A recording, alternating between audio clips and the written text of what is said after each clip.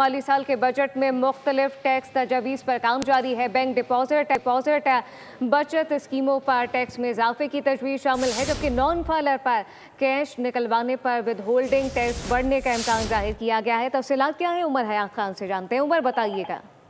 जी बिल्कुल, आइंदा माली साल के जो बजट तजावीज़ हैं उन पर काम शुरू है और IMF से इस हवाले से जो है वो बातचीत का अमल जारी है। खासतौर पर अगर देखा जाए तो बैंक डिपॉजिट बचत स्कीमों पर टैक्स में इजाफे की तजवीज़ सामने आई है। नॉन फाइलर्स पर केस निकलवाने पर विद होल्डिंग टैक्स बढ़ने का इम्कान है।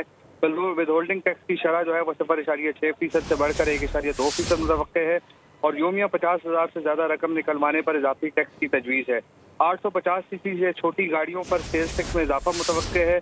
GST की शरह मकामी तैयार करदा कारों पर बढ़ाने की तजवीज़ है। टैक्स शरह 12.5% से बढ़ाकर 18% करने की तजवीज़ है। पेट्रोल और डीजल पर चलने वाली गाड़ियों पर लेवी आयद करने की तजवीज़ है और इसके साथ साथ कैपिटल गेन टैक्स और मुनाफे पर भी टैक्स में इजाफे की जो है वो तजवीज़ है। जी उमर हयात खान, बहुत शुक्रिया। सब्सक्राइब करें और बेल दबाएं ताकि कोई खबर रह न जाए।